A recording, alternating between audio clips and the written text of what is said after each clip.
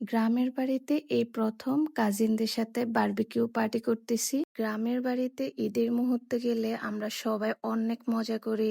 প্রতিবার ঈদে আমরা বাড়িতে পিকনিক করি, অনেক আনন্দ মজা করি। তবে এবার সেটা হয়নি।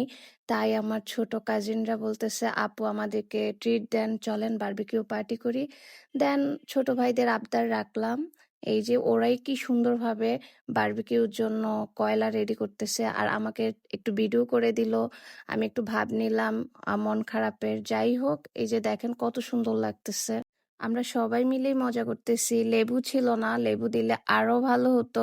তানভীর গ্রিল চিকেনের জন্য ভালোই চিকেনটাকে মেরিনেট করতে পারে, আর আব্বু হচ্ছে আমাদের আশেপাশে সারাক্ষণ ছিল, কখন জানি কি নষ্ট করে ফেলি বা অসুবিধা হয় সেই জন্য।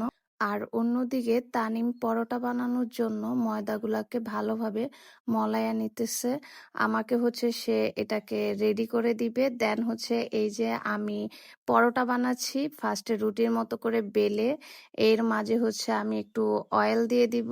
দেন এটাকে ভাঁজ করে এই যে এমন করে ফেলবো।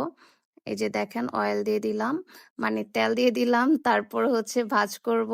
সবাই মিলে একসাথে কাজ করে রেডি করতেছি, এত ভাল লাগতেছে। সেদিকে আবার তানিম একটা একটা করে পরোটা ছ্যাঁক দিয়ে নিতেছে এত সুন্দরভাবে। দেখেন মাশাল্লাহ, ও অনেক ভালো কাজ পারে। আর ছেলে হয়ে এত ভালো কাজ পারে, মানে প্রশংসনীয়। যাই হোক, কি বলবো, আমাদের প্রায় মানে খাবার রেডি হয়ে গেছে। এদিক দিয়ে পরোটাও রেডি হয়ে গেছে। অ্যান্ড এদিকে দেখেন আমাদের চিকেন গ্রিলটা রেডি।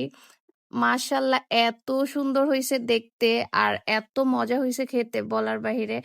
যারা খেতে পারেন নাই তারা তো অবশ্যই মিস করছেন, আর যারা খেতে চান নেক্সট টাইম আমাদের সাথে বারবিকিউতে জয়েন করতে পারেন।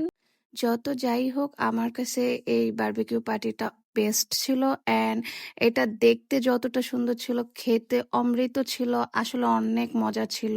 আরেকটা কথা কি জানেন, আমি একমাত্র আমার কাজিনদের জন্য পরোটা বেলছি, কারণ আমি পরোটা রুটি বেলা একদম অপছন্দ করি। কারণ কাইটা যখন হাতে লাগে আমার একদমই ভালো লাগে না, তো সেক্ষেত্রে আমার তেমন বানানো হয় না। আর সেখানে যে আমি এগুলো কিভাবে বানাইছি আমি নিজেও জানি না। দেন আম্মু যখন শোনে, আমি আম্মুকে বলি যে আম্মু পরোটাগুলো কে বানাইছে বলো তো।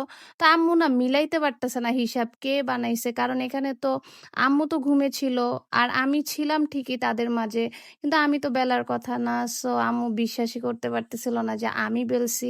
অ্যান্ড হ্যাঁ, এগুলো আমিই বেলছি, বুঝছো। মন থেকে মানুষ চাইলে সব পারে। আমি মনের ইচ্ছায় পারছি একমাত্র আমার কাজিনদের জন্য। অ্যান্ড আমি সবই পারি, শুধু শুধু আর কি বুঝছো করি না, এই হলো কথা। বুঝতে হবে। ওকে।